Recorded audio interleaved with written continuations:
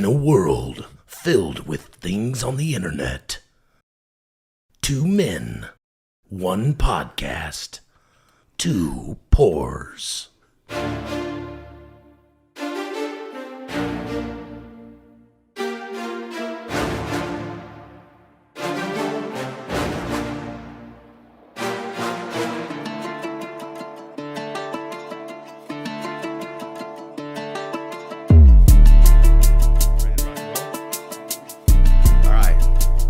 Jimmy.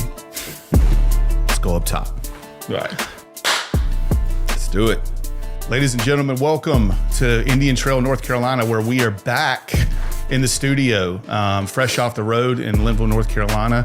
We are back here in Indian Trail, and we have a special guest with us. And I say we being just Sean and I.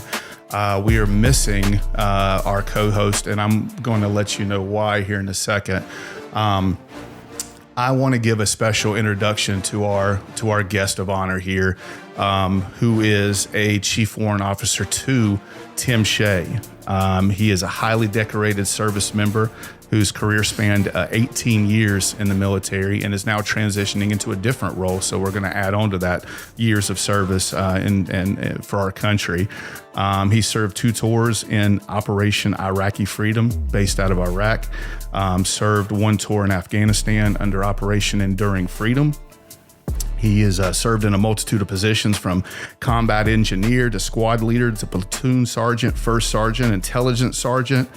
He's been awarded the Bronze Star, Army Commendation Medals, ×9, I think, if that's correct, and multiple campaign medals. He has his Air Assault Wings, his Master Parachutist badges, which I'm actually impressed I can say that correctly, yet alone, talk about it.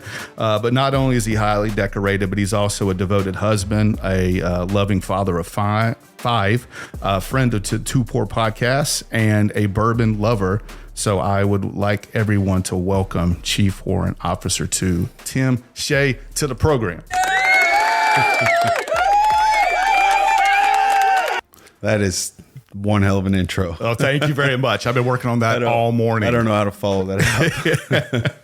Well, so I say we, so Jimmy, who is a childhood friend of yours, and we actually got a chance to meet a couple times back in the day. Didn't spend as much time around each other as you and James. Right. But Jimmy is under the weather right now. He is battling COVID, which I didn't even know COVID was still a thing. But he has tested positive twice this week, and he is pissed off that he's not here. And normally we would have postponed the episode to make sure that he was here. But man, you were so gracious with your time flying around, and you have to get out of here and go back home here shortly. Right. So we wanted to make sure we got you on the air. Well, man, I appreciate it. Trying to support you guys. I saw your first episode, and I was like, man, it was almost like therapy, like listening to Jimmy again. Yeah. His energy is infectious, as you know. Yes, it is. And so I've been following, and to be here, it's an honor. So thank you. Hey, we appreciate you so much, dedicating your time. And you could be a lot of other places. So we really appreciate that. My wife would agree with that, by the way. Sorry, Mrs. Shay, that we're taking time away, but we definitely support your husband and what he does for the country. So I want to give a couple shout outs. First off to Blue Diamond Pest Control, our sponsor of the show. Call Jeff and the guys and girls over at Blue Diamond for all your pest control needs, whether it be commercial or residential. 704-701-0876, or hit them up on bluediamondpc.net. Jeff, thank you for all that you do for us. Proud supporter of the show, just like Tim. So give a shout out to my co-host. Miss you and love you, brother, and hope you get better soon, because we have more episodes to record. So, take your vitamins, drink your water, get hydrated, stay away from the greasy foods, and get back soon. Last shout out, wanted to give, honestly, in recognition, kind of you and support of what you do for us, all the U.S. military out there, guys and girls who are serving. I've had multiple family members, men and women, who served. My grandpa was a presidential award winner, Nice. in the military. So multiple shout outs to them and all of the families as well, because being in the military, and we're going to talk about this, being in the military can be tough. It's definitely tough for the people in the military, right? Yeah, But it is equally as tough in a lot of regards for the families. Yeah, you're 100% right there, man. I mean, I get to go to work and focus on what I'm doing, and I'm passionate about it. I've been in the Army a long time. I love it. I love serving. I love being with soldiers. Yeah. But I get to do that because I know what's at home is being taken care of by my wife and my kids, and everything is straight. And having to travel around, deploy, do all that stuff, it's a good feeling to know that your partner is stepping up and taking care of. She's doing it right now. Yeah. I mean, we're in the middle of transitioning from Texas to Missouri. Yeah. And when I left on Wednesday, it's like, high five, babe, you're in charge. Movers are showing up Thursday. Yeah. You're running Did the you show. hit her with like, this is what you trained for type deal? You've been preparing for this your whole life. You're ready. I believe in you. But yeah, so you're flying back. I mean, it's over the weekend, and then come Monday, you guys are, moving, right? Like everybody's leaving, So the way it works, the Army will provide you movers if you want them. So we had them come this week. Our house there is empty. Okay. Her and the girls are in an Airbnb right now. I'll get back today, and then Monday we'll drive away and go to Missouri for our next little assignment. So Gotcha. Such as military life, right? I mean, you can travel around a bunch. We're going to get into it. Let's transition just for a second. We want to talk about the bourbon. So there we go. The best part. Yeah. Well, hold on. I mean, I'm sorry. I mean, forgive me. Did you have any shout outs? Because you are the guest. I mean, did you want to give any shout outs while you're here? Yeah, actually, I have a couple companies I just wanted to recognize. Tunnel for Towers. Okay. It's an organization that will pay off the mortgage to Gold Star families. Gold Star families are families of where they lost their service member. Okay. So that's the remaining spouse and children. Okay. So it's a great organization. The things that they do, I know personally a couple of Gold Star families in that organization has helped them out. And then I also want to give a shout out to Ruck to Remember and Will Reese. Okay. It's a special ops foundation. They do a lot of stuff. They're actively engaging in stopping veteran suicide. Okay. And, so to give him a little shout out and everything that he's doing with his company. So that's wild. That's actually going to be a part of my parting shot is based on that as well. So, we'll get to that here later on. So shout out to all those, Sean. Make sure to put those on the episode as far as layovers and stuff, so we can broadcast those companies.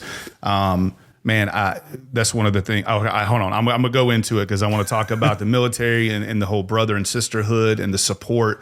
Honestly, some of the mindsets to where we should all have for each other, it's just a community looking out for each other. The more we can get to that, I think we can be better off as a world. But anyways, let me segue real quick into the bourbon of the episode, which is Bullet. Now, I say Bullet. Some people say Bullet, which is I've never heard before, but that's as equally as common as Bullet. But anyways, we're going with a Bullet 10-year bourbon. Tim, when we were talking, a couple of weeks ago, you said that you wanted to support, you like our idea of supporting local businesses as your support and, kind of the businesses that you've been associated with from your brothers that have served.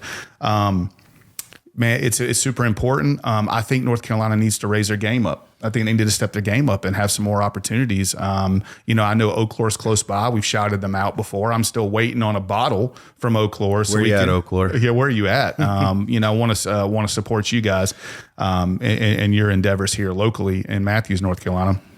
But I went with Bullet. I kind of made a judgment call.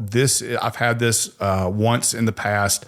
From what I remember, it was really, really good. It's a celebratory bottle, being a 10-year, and you being a guest of honor. I mean, I wanted to give you something good when you come on the show.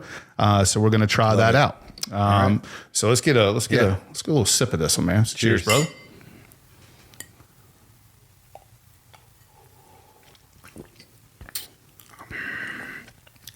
Wow. That's okay. That's smooth. What you think? It's got a little bite. Yeah. But I've had Bullet, like the regular, Just the whiskey. the regular orange label. yeah, and this is definitely a lot smoother. Okay. Yeah. Yeah. Aged a little bit more, maturity.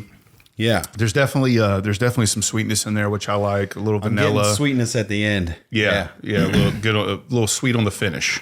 Maybe is that a little caramel? Maybe right there at the end. I think so. I mean, I can pick up that. Almost some like a fruit, like a little bit of little sweetness from a fruit, a little fruity. Yeah, that's good. Little caramel, little vanilla. Second one was even better. Yeah, yeah. That first one can be a little harsh sometimes, and we'll see what ice does to it. But I like it. It's a great product. Yeah, It's not going to blow the bank. You know, I mean, even the 10-year, if I'm not mistaken, was in the $60 range. perfect. Yeah, and then the basic stuff is like 20, 25. Man, it is a great everyday drinker. Yeah, You know, so I'm a big supporters of that. Interesting though, Tom Bullitt, he was the founder of Bullet Bourbon. Go figure. But he revised his family's 1800. The year 1800 in that circa around that time, the family's recipe, but started distilling in 1987. okay. So that's young in the bourbon world. Pretty young in the bourbon Yeah. world, but it's a household name, you know. And I don't think a lot of people talk about Bullet. really, I mean, I don't. you think so? Do you? That's not like you say Maker's Mark, Jack Daniels. Everybody knows. Yeah, well, Bullet is you got a one of good those- point. You got a good point. I think bourbon lovers know Bullet. That's right. I think in doing this more and reading more and talking about it more, it's a household name to me. But you're right, like Jim Beam, Jack Daniels, and that kind of stuff. It's not as widespread. Now, I will say this: Bullet, he sold the company. He sold the company pretty early on. Okay. So I guess they generated some steam. They sold to Seagram's, and then Seagram's ended up selling to Diageo, which has 200 brands underneath their umbrella. So we talk about local businesses. That's the only thing I really don't like is now it's part of this massive conglomeration. And they have under their label, under Diageo's label or umbrella, they have Johnny Walker, they have Tanqueray, they have Guinness, Captain Morgan, some of these massive brands. But we're not going to take anything away from the taste of the whiskey because we both like it. So 2 thumbs up from us, on the Bullet. So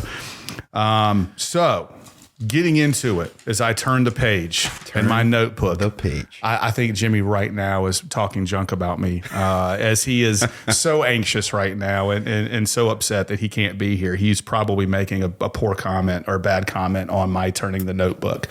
But man, the military is super interesting to me. My mind is a militant, mind where, as a business manager, you tell me who I have to work with, what the objectives are, and, I'm going to find a way to get that done.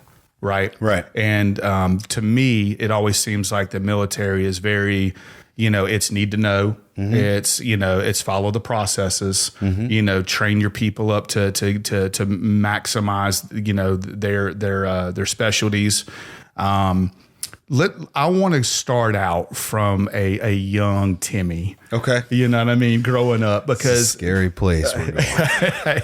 well, we're going to dive in. Okay. So to me, I mean, did you start out the same way a lot of us did, playing GI Joes in the dirt and hide and seek and all this other kind of stuff and these competitive sports, or how was your kind of your childhood, growing up?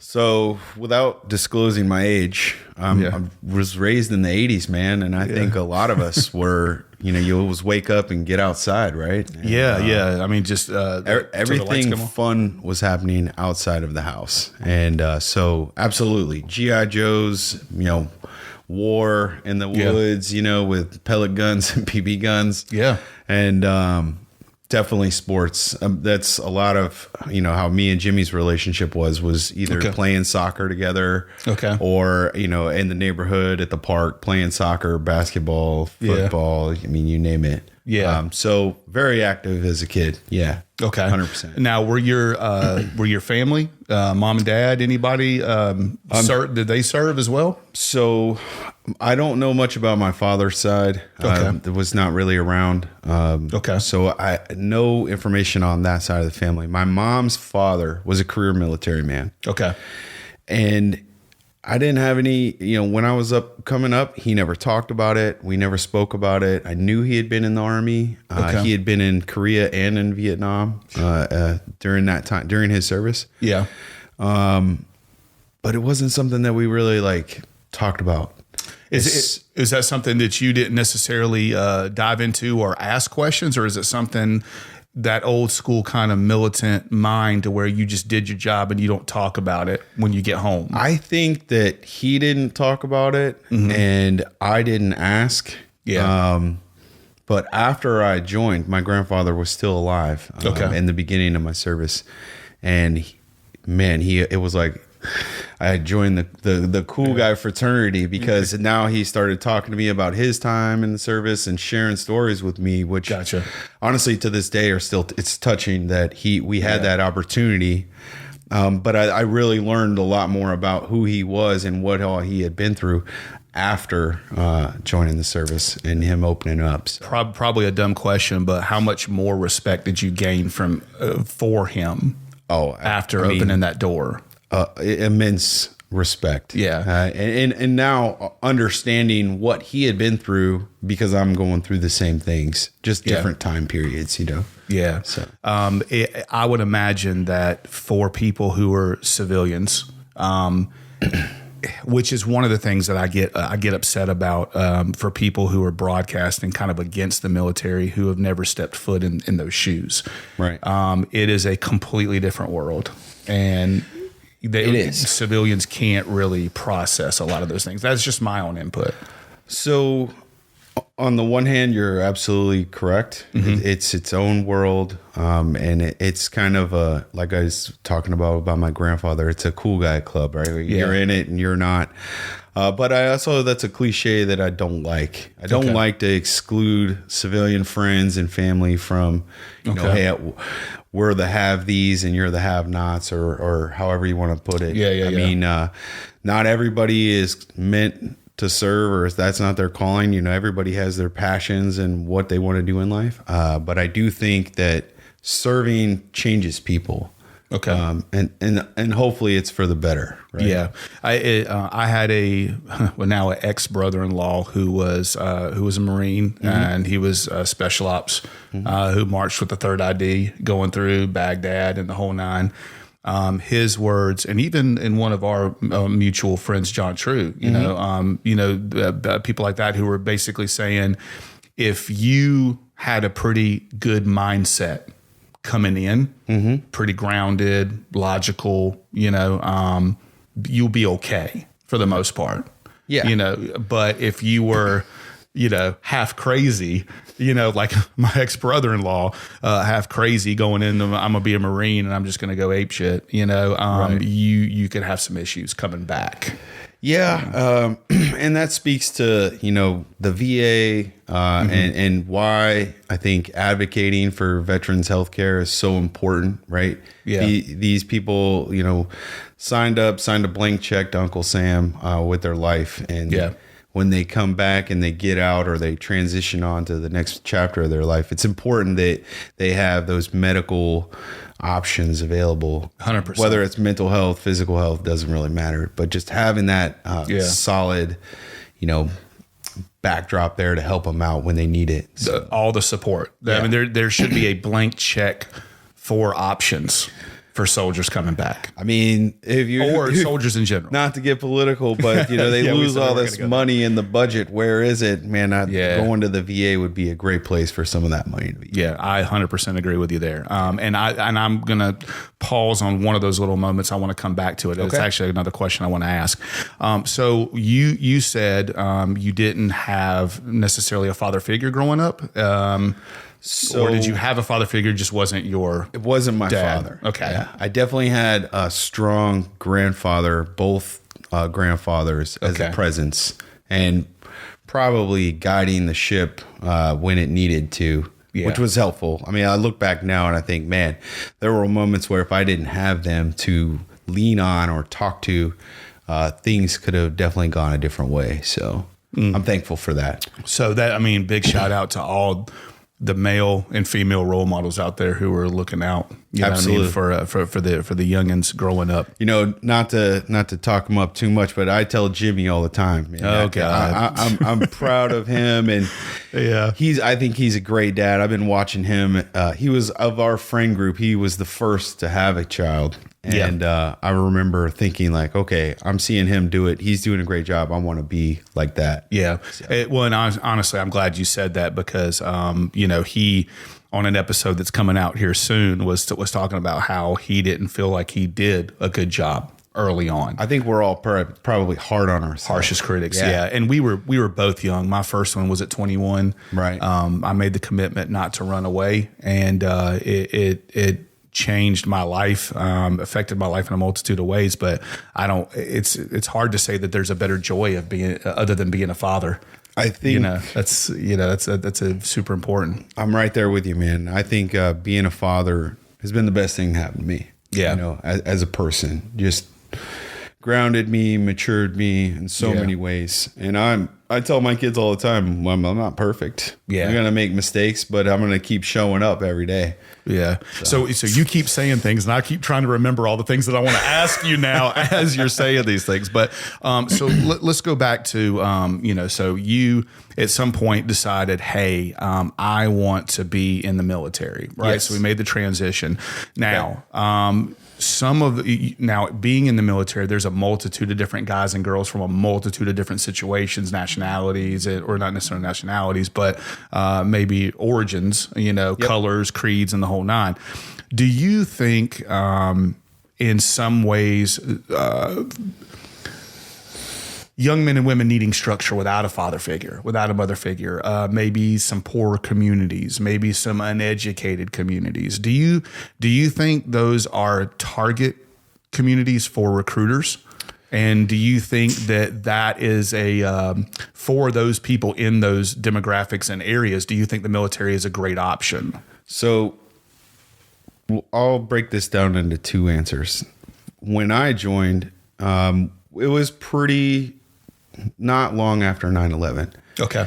And so when I got in, the community that you're meeting, the people that you're seeing, some of my first, you know, NCOs and sergeants that were my leaders, those were people who had joined right after 9/11. Okay, or so maybe they were new. even were in during 9/11. Okay. And it was just people from everywhere, all walks of life, people with college degrees, you know, you name it. There was this calling Call and to urge serve. to serve. Right. Okay. I think now that it's a peacetime, even though there is a lot of stuff going on in the world, America is not directly in a war. I think that what you're seeing is people join the military for all different reasons, some for a calling to serve, but also some are looking for opportunities. And then the military is offering them. Yeah. I mean, and I was thinking about that because being in a poor community, your options may be limited. That's right. You know, being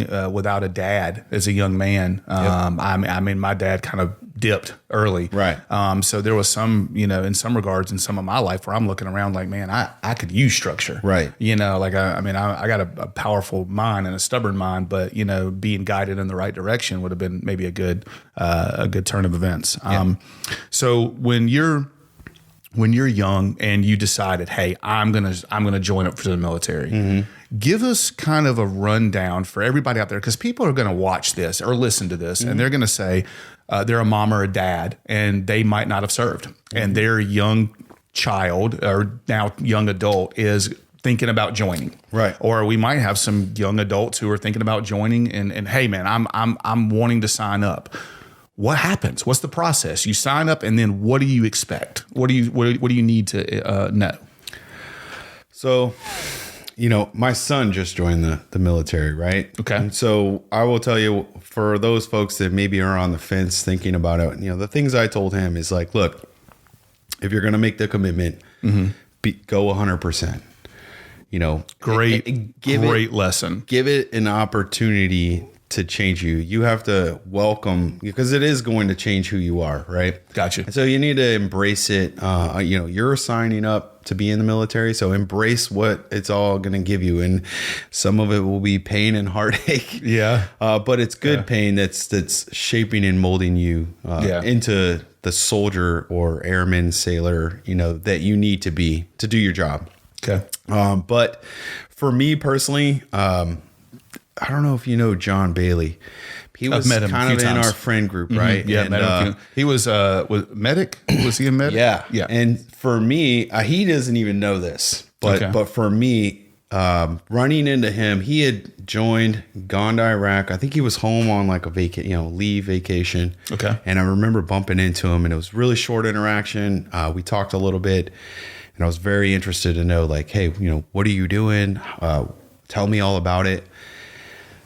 And like I said, I don't think he's even aware, but that really stuck with me. That conversation that we had stuck with me. And it was a whole year that went by of me thinking about it. And is this the commitment that I want to make? Yeah. And then I just said, yeah, this is it. This is my opportunity, because life was handing me lemons, and I needed to do something else. And get out of here, and it was a great opportunity for me. I went to basic training. So, I think all soldiers, sailors, airmen, each service has their own thing. But I went to basic training. I did my job training to be a combat engineer. They call it advanced individual training. Okay. And then I volunteered to go to airborne school, become a paratrooper. Okay. And showing up to my first unit, I knew, even though I was the new guy, and of course, when you're the new guy, you're going to get all the crappy jobs and the crappy tasks. Yeah. I knew this is where I need to be at. Okay. Originally, I only wanted to serve one contract, which was 4 years. I actually had a whole plan to get out and become a firefighter. So that's an interesting question. So when you sign up, are all the initial contracts 4 years? No, you can do, I think, depending on your branch of service, and it depends on what job you sign up for. Okay. But I think it's like 2, 3, 4, or 6. Okay. And it all depends on how much the military is investing in you. Okay. The more of a specialized job that you have, they're going to want you to sign up for a longer contract in that first contract to get their money. So the turnover is not, That's right. in the training. That's right. Okay. So you say job, is that going to be like an MOS? That's right. Okay. All right. Yep. So everybody is a soldier coming out of basic training, but then you go to advanced individual training and you get your special identifier. Okay. And, those go from infantry to engineer to intelligence, communications. So in everything that you said right there, let me try to transition, or let me try to translate for the civilians out here. Yeah. We're talking about the military. We're talking about when you get in, you're going to get the crap jobs. Right, you're gonna kind of not necessarily crap jobs, but like you're gonna get more of the workload. It's kind of like when you start as a civilian. Like my son's 16 years old, who you met this morning. He just started his first job. What is he doing? He's washing a heck of a lot of dishes. He's running food. So you start out at the bottom. Absolutely. Right, and then so everybody has like for me, right? I was a combat engineer when I first signed up, and I have my job, which was demolitions, right? This is like our specialty, mobility, counter mobility, stuff like that. Okay. But I'm not doing that every single day. Okay. And so some days are, mowing grass. Yeah. Because I'm the new guy. And the grass, guess what? The grass has got to get mowed, or whatever. Yeah. So it's not all guts and glory, it's not Rambo every day, right? Yeah. But then when you get to do your job, now you're really focusing in on exactly what it is you signed up to do. Gotcha.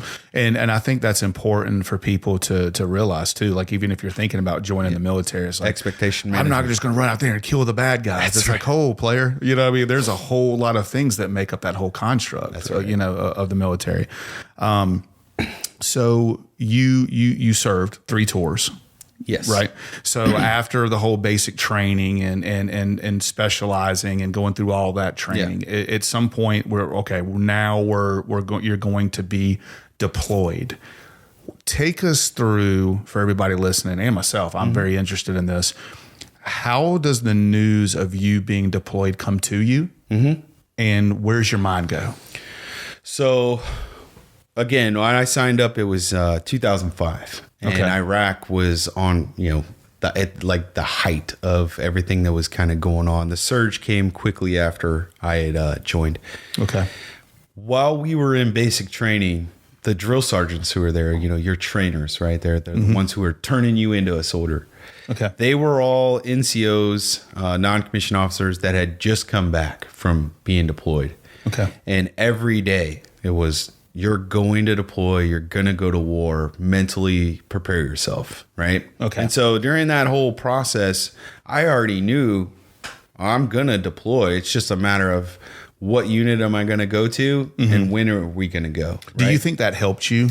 I think so. Instead of just like I think I'm thinking of military moment to where like a siren goes off, we're out of here, we're going to war. But no, they're preparing you, it sounds like, mentally. Right. To be on From guard, the beginning. be ready. Yes. Be ready. Okay. And I think I showed up. So, fast forward a little bit, I finished all my initial training and I go to my first unit in the 82nd Airborne. And it was from the moment I arrived, like, we are preparing to go to war. And, and you're going to learn your job. You're going to know your role and you're going to be a member of the team. Here's our expectations of you. You better meet them. Yeah. And so as a young man, that was a lot of pressure, I think. But sounds like it. But it was like, well, this is what I wanted to do, right? Like this is the commitment that I made. And so that was great as far as that goes. I showed up to my unit in January and we were in Iraq, boots on the ground in July of 2006. Okay. Wow. And so it was very fast, you know, and it's like drinking water from a fire hose, right? Yeah. Like I show up, I'm the new guy, and I got seasoned leaders that have already been to, Fallujah, Baghdad. So they've been there for months, That's right, and possible years. Yes. Okay. And at this point, they're trying to prepare me for what they've experienced. Would crash course be an appropriate term? Yeah. Okay. Absolutely. Right. So all right. Are you given time to even tell your family? I mean, so actually, that you're going, you get the, notification, the unit's going to deploy. You might not know exactly what day yet, but know, like, hey, and let's just say July, we're leaving. And as it gets closer, you'll get more of a hardened date. Gotcha. Of like, all right, you're going to be on this flight on this day. So it's one. So what was the difference between? So you're telling me they're telling you from day one, right? Be prepared. Yes, be prepared. Sir. Be prepared. That's right. But then you get the official notification. Yep. It's freaking official. Yes. We're going. Yes. Does it play with you? I mean, is there like a lump in the throat? Is there? So I remember, preparing for this podcast, I started reflecting a lot. I remember specifically Jim Mullen. He was a sergeant at the time, and I remember him telling me one day, like, prepare yourself to die. Because if you go over there not expecting to come back, he's like, you won't hesitate when you faced with a difficult situation. Yeah.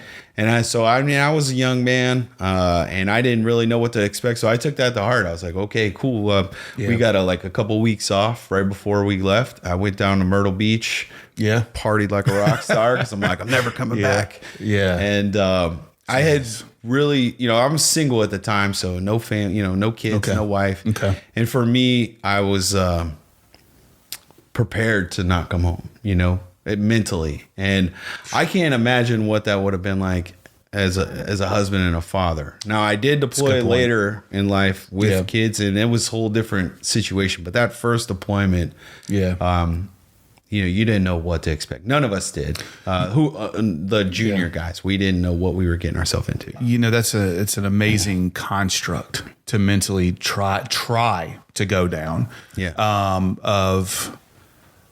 You're going over there, and one of the things that I love about the military is there's no bullshit. No. We don't got time for it. That's right. Ain't nobody got time for that. Ain't nobody got time for it's that. like, so you prepare yourself and then you come back and it's like going to Vegas with scared money. If you go to Vegas with scared money, you're going to lose it. Right. Do you kind of feel like that's a little, you go over there and it's like, hey, I'm preparing, not necessarily to not come back, but I'm preparing to do everything I can to come back. That's all right. And then while you're there, the number one thing we would always hear is complacency kills. And so you're there, you're in it, and maybe you've been there 6 months, 9 months, but you're still treating every day like the first day because you don't want to let your guard down. Let your guard down. You don't want to miss a step. Okay, it's important. So for a lot of people who are going to be listening who haven't been there, you're on deployment. Say you're 6 months in. How long were Can we talk about how long your deployments were? My first deployment, it was supposed to be 12 months. Okay. And then about month 9, they told us we were extended another 3 months. So it was a 15-month deployment. Yeah. And you have no say in that. That's right. No. Right. You are You're not volunteering. You're being told that you're going to stay. So, all right. So you're 9 months in, you're thinking, hey, I got 3 months left. That's right. And then they're saying, nah, you got 6 months left. How do you process? How do you keep yourself grounded? How do your fellow brothers and sisters keep themselves grounded while you're there? So on that tour specifically, for me, I don't think it was a big deal. Right. Okay. I was single, again, no kids. For some of my teammates that had children and wives, that was tough. Yeah. And we had to, rally around them and kind of pick them up and say like, hey, like, we're going to get through this. Yeah. Now we've both talked about playing sports as youngins, right? I did that as well. We both did. Is there anything comparable to that camaraderie inside those barracks and tents and stuff like that while you're on deployment? Is there anything comparable to that? Do you feel? I feel like sports is the closest you're going to get to that. Like a football locker room. Yeah. But it's different. Yeah. But it's the same level. It's like the theme is the same, but I think the intensity of the closeness and the brotherhood is a little bit deeper with the military. But if you're, I always tell young people this, if you like sports and that whole team mentality, you'll thrive in the military. Gotcha. Yeah, because I mean, you're talking about high risk, high reward, but also just the highest stakes humanly possible. Yeah. Your fellow brother and sister's lives. That's correct. So you have to kind of do that. All right. So, man, I could ask 100 more questions. We'll take a quick second. We're going to get a second pour in as we do with the Two Pour podcast. Let's do it. Put some ice on here. So while you're doing that, I'm going to talk about this gift I brought you and Jimmy. What? Yeah. We got gifts? That's right. Man, that's what I'm talking about. Even though I bubble wrapped it, the decanter made it, but the glasses didn't. So I got a decanter here. It was given to me a long time ago, but I wanted to pass it on to your show. Hopefully you guys get to use it. Oh, absolutely. That right there is going to be a centerpiece for us going forward. Heck yeah. So it's got the Master Parachutist wings on the front, and then the 505th Parachute Infantry Regiment crest. Now, where's the can we talk about where the 505th is based out of? Yeah, they're at Fort Liberty, North Carolina. All right, North Carolina. So here we go. We talk about we don't have local bourbon, but we got local. Our military brothers and sisters. Yeah, heck yeah. It says H-. That's their motto. What does that mean? That means because they were boots on the ground D-Day before H-hour. So wow, paratroopers jumped into D-Day the night before the actual land invasion took place. So and they were actually out there kind of They were actually out there kind of solo, right? I mean, kind of on an island by themselves before the huge influx. Jump into the center of all the enemy and then fight their way out. So that they take a lot of pride in balls. That. And then straight balls. I have you and Jimmy military challenge coin here. Wow. So that's a thing. It's a tradition in the military to pass on coins to each other. Okay. And this one is from my Warrant Officer Candidacy School class. This is our class coin. Okay. We were the red line, so you got the red line on here. You got the Warrant Officer rank there in the eye, and then on the back is all the branch insignias to everybody from the class. So it's proper that I properly hand it to you with a handshake. So hopefully you take that and enjoy it. Dude, thank you so much, man. That means the world. For sure. appreciate you guys' support of the military. Absolutely, 100%. I'm actually going to talk about it in my parting shot of the shirt I'm wearing right now, of a company who fights against suicide and stuff like that in support. Like I said, with multiple people in the military in my family. Jimmy's had some in his. I mean, we 100% support the troops out there and their families. Here, Man, let's cheers. Yeah, absolutely. Cheers man. to the I'm Rocks about to Pour. get emotional thinking about that. But yes, we hope to. Oh, I like that better with ice. That's right. It changes a little bit of the dynamic That's right a there. lot better with ice. Super smooth. I really like that. So, all right, let's get back into this kind of deployment. So one of the things about deployment, you said that in your first deployment, you were single at the time. Yes. So no kids, no wife, which now you have both. And it was a little bit tougher for your fellow brethren out there who had, kids and stuff like that. Now that you have family and that you've had deployments with family, how does that affect you and your mindset while you're out there doing your jobs, defending the country? But do you have those talks with the wife about how she deals with things back home? Have you had the talks with your kids? But how do they deal when dad's out, being the rock star that he is? Like, how are they dealing with that at home? Yeah, man, it's tough. I think I probably carry a lot of personal guilt, feeling guilty for leaving or not being present. I know that they understand. Yeah. Like they have been through this their whole life, right? So my wife was a service member. Really? Before we met. And, Okay. So does that help? I mean, it's got to help, right? Yeah. So this is my current wife, Courtney. This is my second wife. My previous wife had not served. Okay. And I think there was a lot of struggle. And that's probably why, one of the factors of the relationship, just not working out, right? Okay. There was a lot of struggle there. There was a lot of misunderstanding. And, this is, once I decided to become a career soldier, this is my career.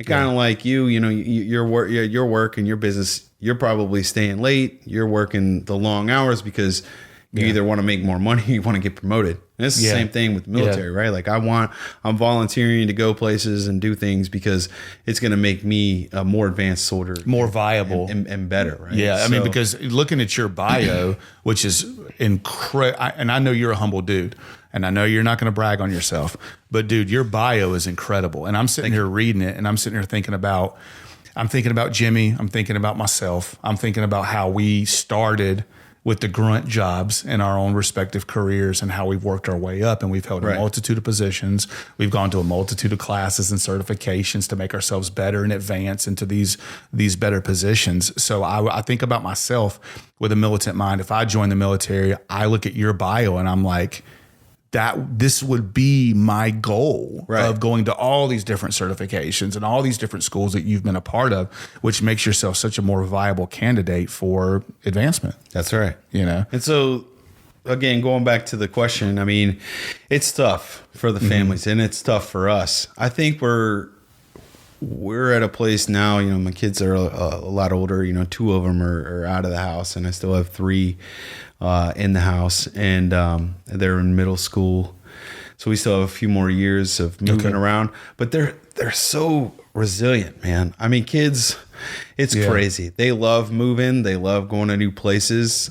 With the invention of the cell phone, even though it's a distraction for kids, it's also a mechanism for them to stay in touch with all their old friends. So I think that's a great point that we need to talk about, as far as not just military children, right, with all the things that they have to endure, but are you the same mindset to where?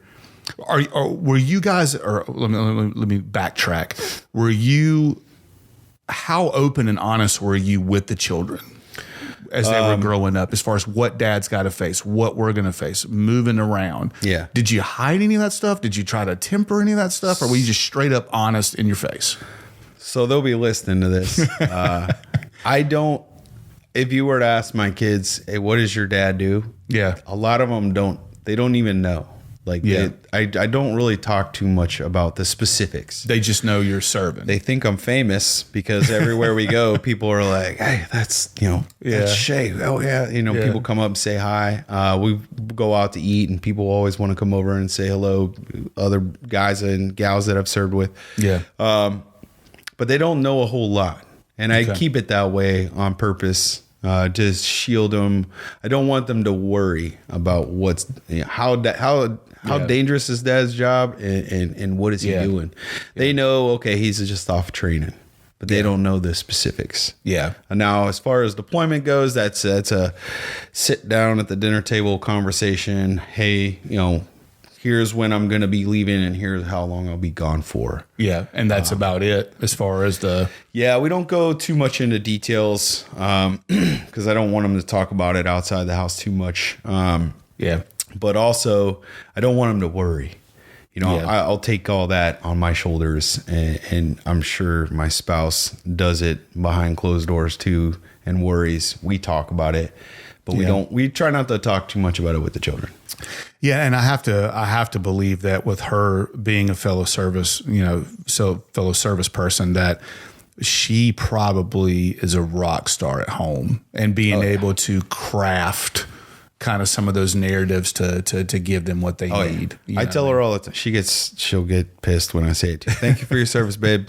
You're a hero. You're my hero. Yeah. But yeah, she's really good at knowing how to navigate all that, keep them occupied and stuff like that. So as far as my preparation mentally for deployment, it's different.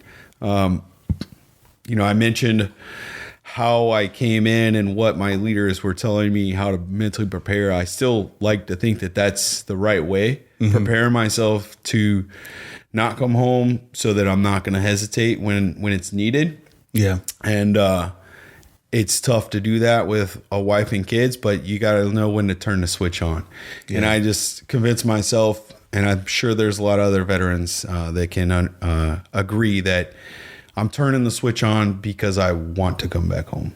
Yeah, absolutely. So. Is there, do you have, I think when we talk about relationships in general, relationships are tough.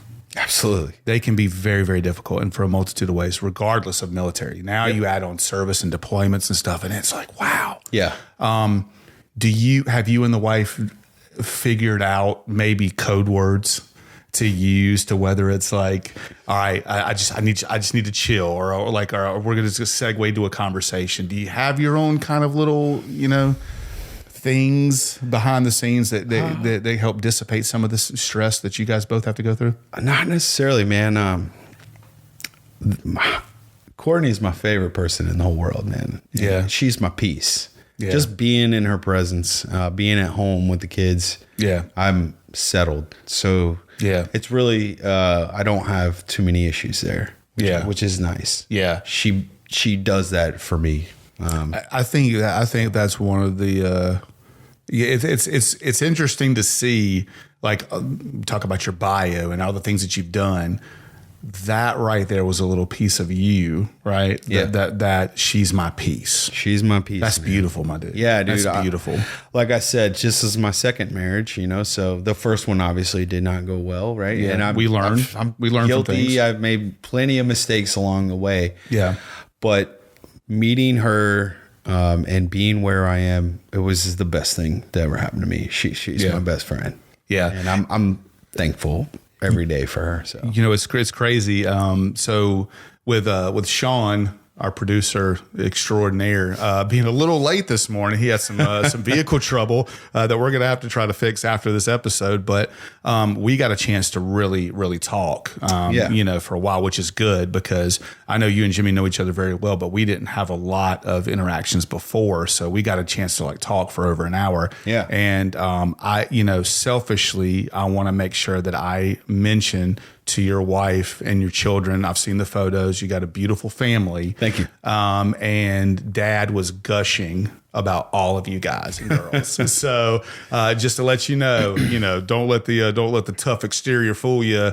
The guy's a softie when it comes to you guys. He loves y'all very much and supports you guys. And it's awesome, man. I mean, I think in life we have to have a support group. We have to have a support network. I think that there's not enough money and services for veterans, coming back from deployment or just being in the service. I don't think our mind's wired to deal with some of the things that you guys and girls deal with overseas and or whatever as far as in service. And that's where I want to kind of segue to coming back home.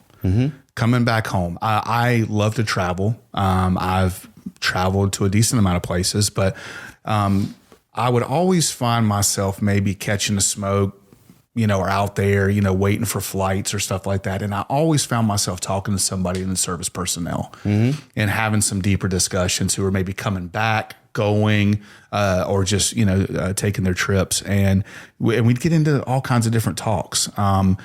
What is it like coming back from a wartime setting? And also, if you can we segue into what's it like coming back to the reactions from the civilians who are here and their opinions on where you're coming from?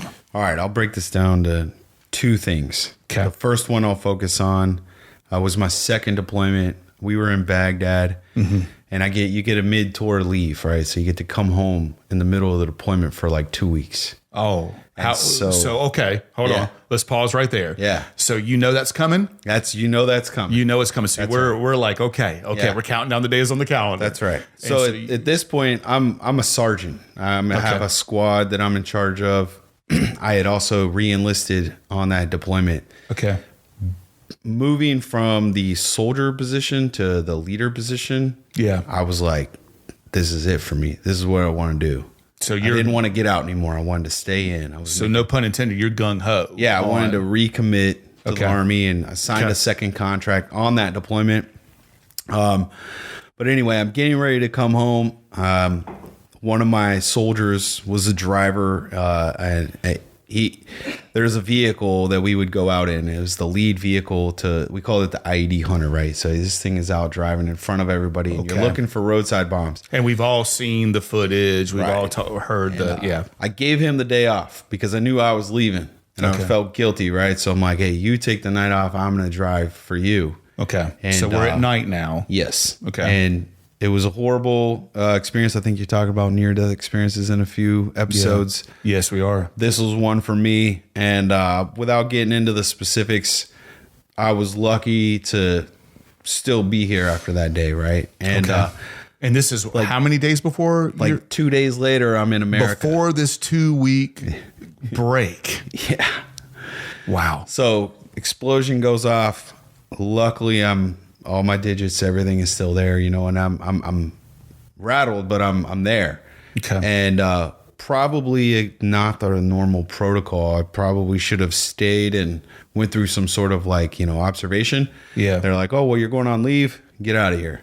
And 48 hours later, transition from Iraq to Kuwait, and I'm standing in the Atlanta airport, and it's overwhelming, feelings of like, what am I doing here? What I just almost, lost my life. Crazy. You're still processing. Yeah. And so you're in the lead vehicle on a unit that's patrolling. Yep. We're on a patrol in the middle of Baghdad at night. And, in center city, like center city streets. We're in urban environment in Iraq. Because everybody, if we ask the average person, I think Iraq, we're thinking desert, right? And people walking camels by and stuff. But this is actually major city.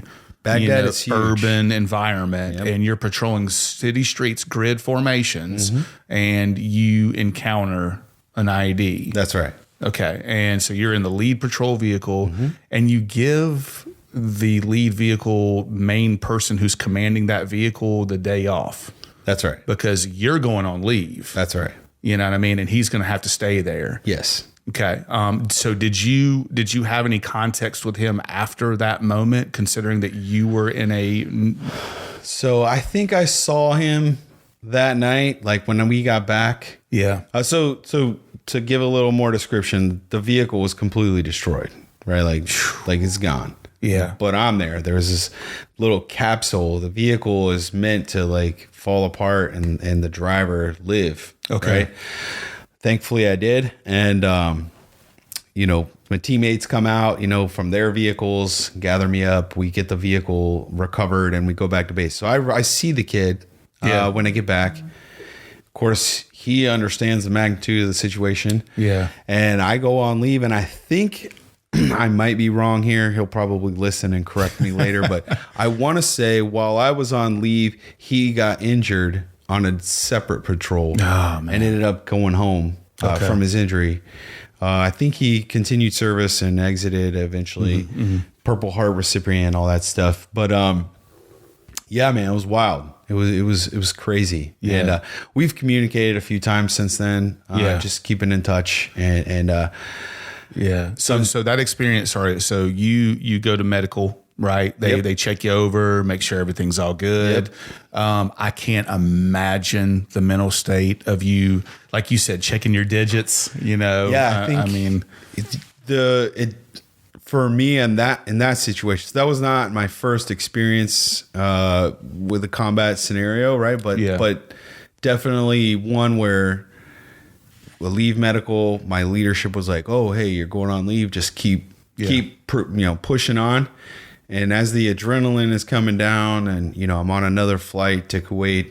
Yeah, the seriousness of what just happened is hitting me because you got time to think about it now. The anxiety's gone. Yeah, adrenaline's gone. Long flight back home. I land in Atlanta Airport, Hartsfield Jackson, and I'm like, what's going on? It's all these civilians and people at the airport are walking around doing their normal daily stuff. Bitching about how much Chili's is. I'm sitting here thinking like, man, what just happened? The other one I'll talk about is in 2019 we were in Afghanistan and we came home in March of 2020. Which, if you look at those dates, right? What was going on? COVID. Yeah.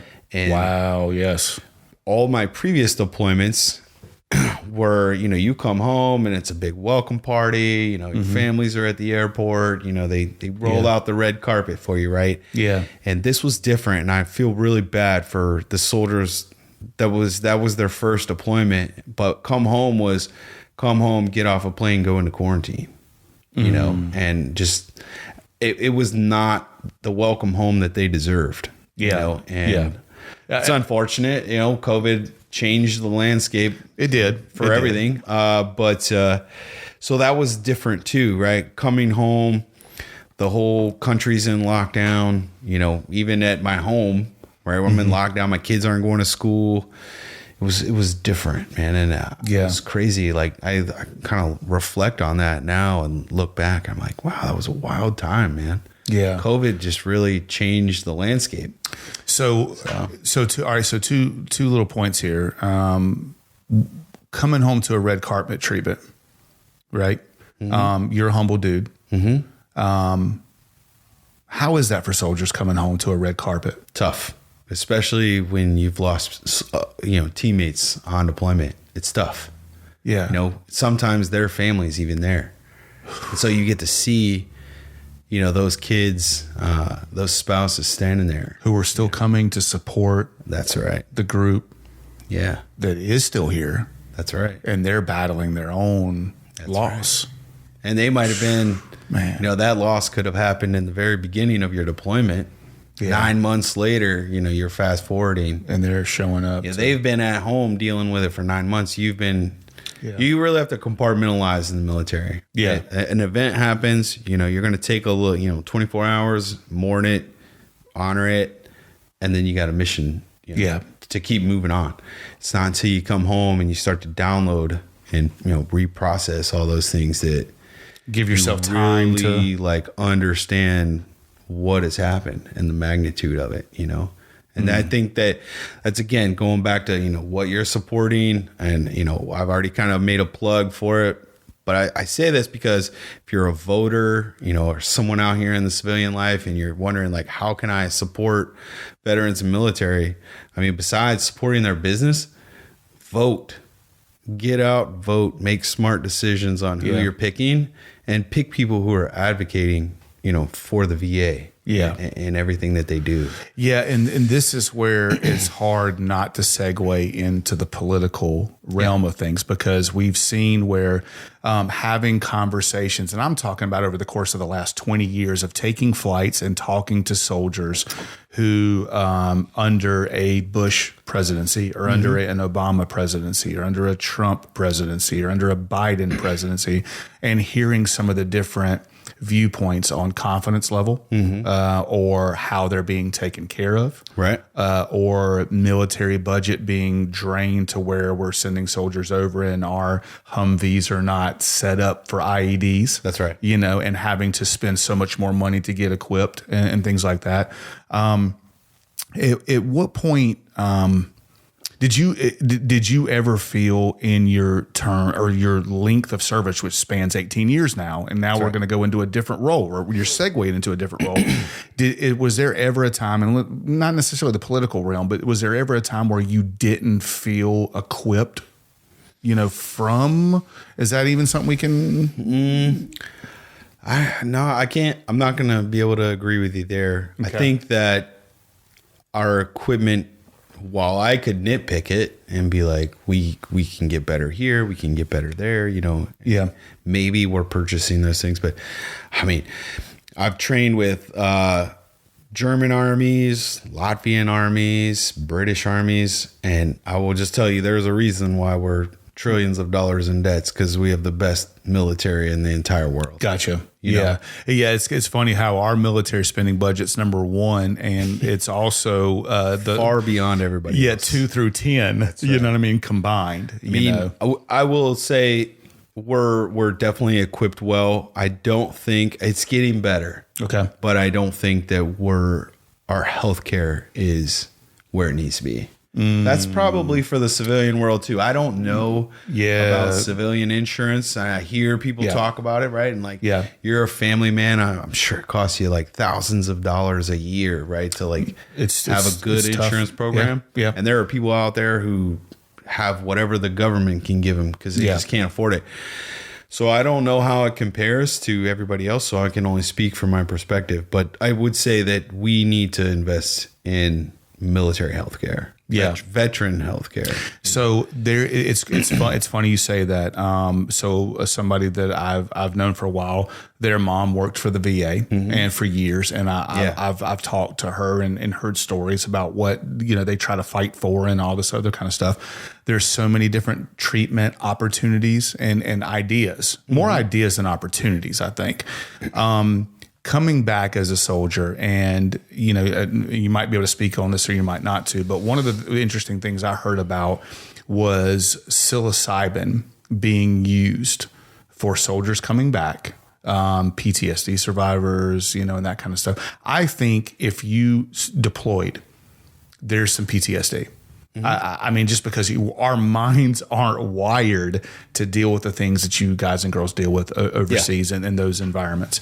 Is that something you can comment on? Do you think that it could be a good treatment option? So for me personally, I can only speak to myself. I will veer away from medication. Okay. We're talking medication as far as pills. PTSD. Yeah. Absolutely. Okay. My medication, my therapy is real therapy, talking with a therapist, but also healthy lifestyle.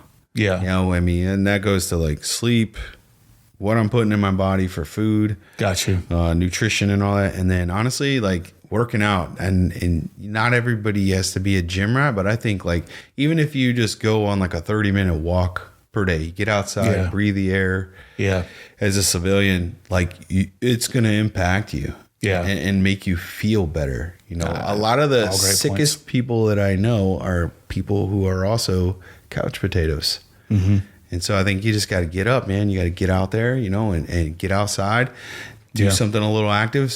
Your body is resilient, just like your mind. And so you challenge your body and it will respond. And that's for what works for me. Hey, you're on the right platform talking about those things, because we've talked about the 4 quadrants of health. Yeah, man. Being physical, mental, spiritual, and emotional. Yeah. I listen to those episodes and I'm like screaming in the car, like, you're nailing it, man. This is the right stuff. And besides mental health, like physical health is absolutely important. Yeah. You know? And the military is obviously going to force you to do some physical things, right? But like for civilians out there, like, hey man, just get up, go for a walk, go for a run, join a gym, find a place, find your tribe and then thrive with your tribe, We should end it right there. Find your tribe. That's right. No, it was funny because when my ex-brother-in-law, when he got back, I mean, it was funny. He was showing me some stuff that probably shouldn't have showed me, like videos and stuff like that of like bath party and leaflet drops and all this other kind of stuff. Yeah. Probably shouldn't have seen. But one of the things that we'd also do is we'd go out and run every day, and we'd run. And he was like, he's making me, it's like, man, listen, don't go back into freaking leadership mode. And he's making me recite cadences and stuff like that. And I'm like, beautiful. You're an ass. But man, it's important. The last year of my life has been very, very good for me as far as, losing some weight and getting more focused on physical health, but also the mental health. Yeah. And both of those things lead over into emotional health and maybe some spiritual health if that's the way that's the way you go. So all those things are super important. So, all right, so let's transition a little bit. Okay. So advice. So you've gone through this whole spectrum, you as a child and teenager, and now we're going into the military. You've had deployments and you're coming back to civilian life somewhat.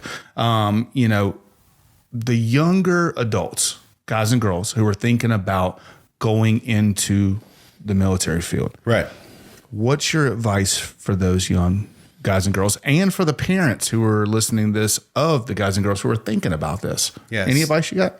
I would tell you, go talk to a recruiter, right? Whichever branch that you're interested in. And honestly, like my son came to me and said, I want to join the Army. And, obviously it's probably natural, right? He's an Army brat, as we like to call it. But I encourage him, no, go talk to the Air Force, go talk to the other branches too. Like, find what it is that you're interested in. Yeah. But I would tell these parents, like, go with your kid, go talk to a recruiter and just hear what they have to say. Yeah. Just because you walk in the recruiting office, an hour out of your Saturday, doesn't mean your kid's going to necessarily sign up, but learn the options, because there's a lot of opportunity out there. And I don't want to sit here and be the spokesperson for the Army, but the Army's been great for me. Yeah. It's done a lot. Man, I give a shout out to John Adkerson, man. He was a leader of mine who, when I joined the Army, I had a GED. Okay. I never, I'm not going to embarrass myself here, but I never even finished 10th grade in high school. I dropped out and, was doing the things I shouldn't have been doing. Okay. I'm 3 classes away from being done with my bachelor's in business. Now we're talking. And I'm going to keep going and get my MBA. And the military provided for that, correct? 100% free. Yeah. The whole time I've been doing it, I do 1 class at a time online. Yeah. Yeah. And it's covered, paid for. And, I still have a GI Bill. Yeah. Because I've stayed in, I never got out to use it. Well, I've signed that over to my kids. So kids going to go to school for free. No way. And use my GI Bill. Really? Yeah. I didn't know that was even an option. That's absolutely freaking incredible. So there's a lot of opportunity there. There's a lot of things that are worth knowing, right? So that you and your child can make an educated decision on what's the best thing. I will say this too. I always encourage, go to college first. Come in the military as an officer. Mm-hmm. Maybe you incurred college debt. They'll pay that off depending on, which route you go. Okay. And so that's always a thing too, right? Like I tell my kids, like, hey, look, go to college. If you incur a little bit of debt, no big deal. Mm-hmm.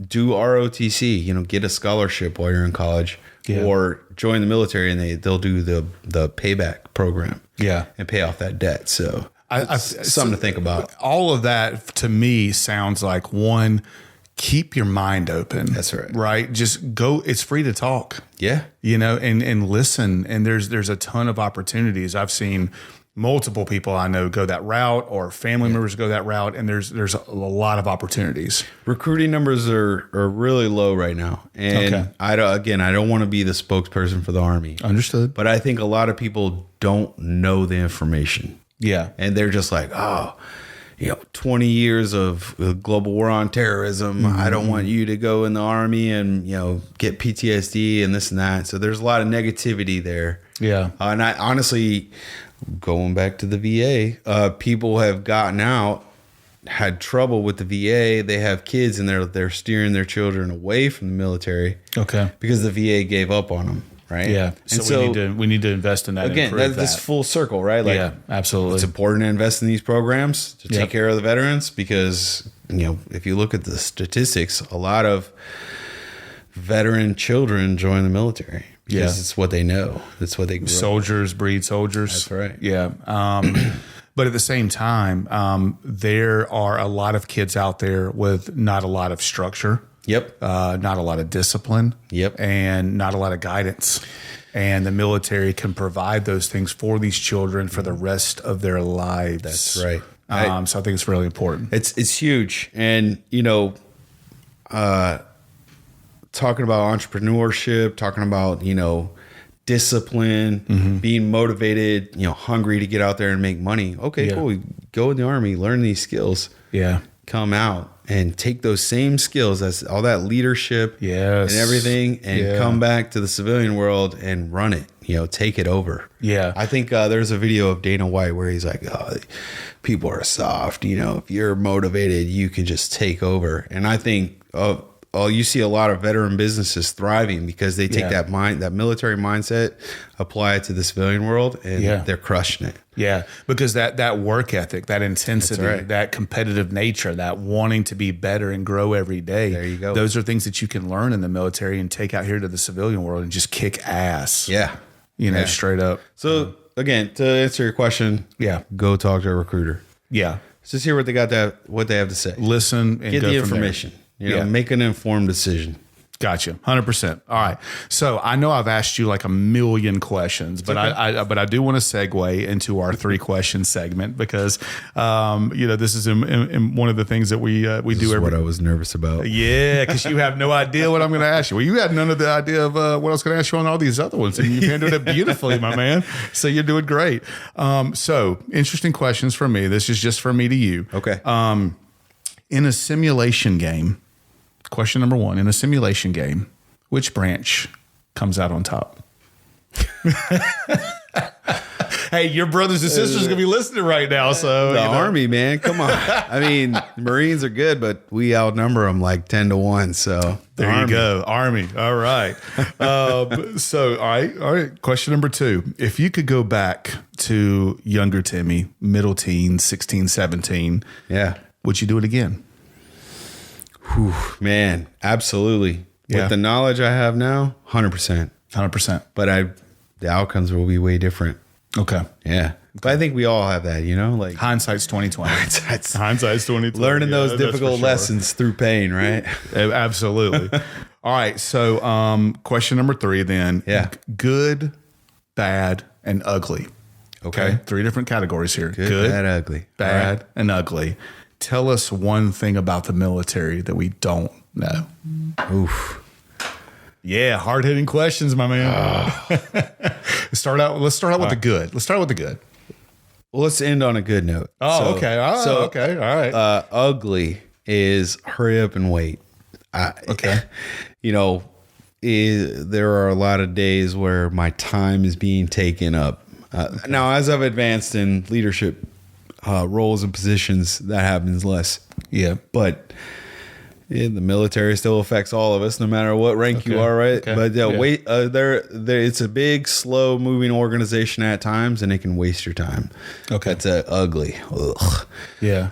Bad. Obviously, relationships can struggle, right? We talked about children, wives, but also friendships too, right? Like you have these teammates that are your best friends. You've been through so much, you trauma bond almost. Okay. And then the Army says, all right, cool, you're going to move, and you're going to move here, and you're going to move there, and you reform a new team. Yeah. So that's hard. Wow, that's something. Yeah, I'm glad you said that, because that's something that we don't necessarily think about, is because you have no say.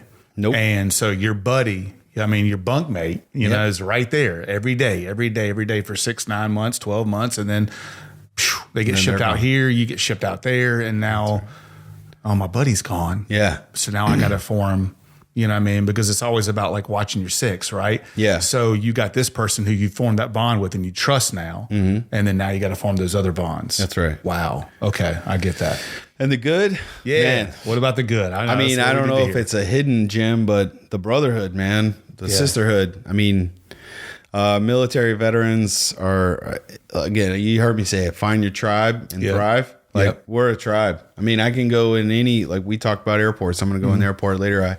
I see some old guy with the old, you know, Vietnam veteran hat. I walk right up to him. Hey, thank you for your service. Yeah. And just start talking to him. I don't even tell him I'm in the Army. Yeah. Just talk to him, you know, and immediately, just by the way I'm talking to him, he'll be like, "You're in the Army, aren't you?" Yeah. I'm like, yeah. And it's a brotherhood or a sisterhood that you find, and it goes with you everywhere. You know, relationships. I got a lot of friends who've gotten out. They're in the, you know, civilian world doing entrepreneur stuff or whatever, and I'll hit them up for questions. Hey, help me solve this problem.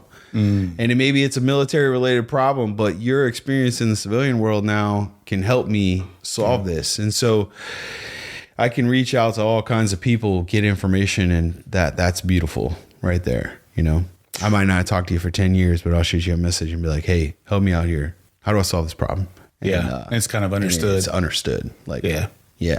It's a beautiful thing, man. Beautiful thing. Yeah. All right. So, I guess I mean, hell, that's all the questions I got. I mean, that was too good. I had another one, but I was like, you know what? I know. We got to get you back to the airport and on your safe and happy travel. So I want to leave us with one little parting shot here with all the stuff that we've talked about and all the companies that we're talking about. I want to give a special shout out to the Till Valhalla Project. Now, I'm wearing one of the shirts, which we'll post the link, on the show. They are not a sponsor. They have not given us anything to talk about this, but this is how much I believe. Maybe they will be. Possibly. I mean, bring it on. Send us some shirts, man. We will support you guys 100,000,000%, even though it's physically impossible. We'll do the best we can for you. But I think that I loved when so buying shirts and buying just apparel in general, I try to support causes. Right. And so Till Valhalla Project is something that I found that I really appreciate and support. So Corey Schaefer, who was an ex-Marine, served in Afghanistan in 2012 and 2013, suffered some injuries while overseas in deployment, and he had to medically retire. He came back, faced a lot of demons in very, very dark places, and he wanted to make a commitment to end veteran suicide, which we're losing it's now 22 a day, or I guess that's the number that they hype on or talk about. Either way, if it's one, it's too many. That's right. So he made a commitment to fight that. In 2016, he lost one of his best friends to suicide, who was also a brother in the military.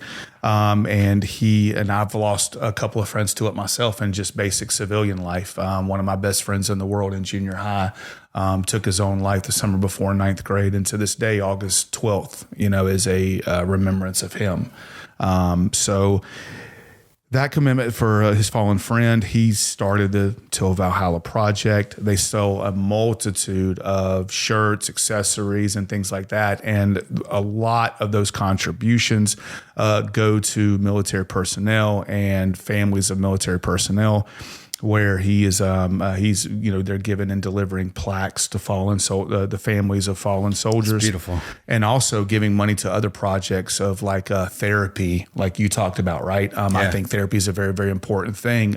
For guys, we have a lot of pride and may say, "Oh, we don't need therapy." I think a lot of us do need therapy, and it's important to get those things out there. And so they're contributing to therapy. They're contributing to plaques for fallen soldiers. They're giving money to any. But as far as program and project that helps veterans and their families. So I want to give a props to them. for what they do. I want to give a shout out and just a thank you to you, to Tim, to give your time. Thank you. And experience and is helping us educate the public out there on all this multitude of things. Man, it's been a blessing. I enjoy every second that we've been able to spend together today. Thanks for having me, man. Yeah, man. I mean, you did such a great job, dude. This is amazing. And man, just props to you and props to all the military service men and women out there. Prayers for all of our commanding officers out there that they can lead us into situations to where we can avoid conflict, but also keep our military personnel safe and equipped and taken care of when they come back. Invest in people who believe in that and who support that. And honestly, props to you and your families out there. We love you. We support you here at Two Poor Podcast. And we will continue to till our last breath. Promise that. That's awesome. That's great, man. That's it. I'm about to tear up over here. Well, man, hey, dude, I appreciate you. Man. Thank you so much. Thank you. Appreciate everything. Hey, be sure to sign on Spotify, YouTube, search Two Poor Podcast, like, subscribe, and share. Let's get the awareness out there for all of our military personnel. Thank you so much for listening. We love you. Peace and blessings. We'll see you next time. Okay. All right. Sweet. Dude, That was awesome, man. you nailed it.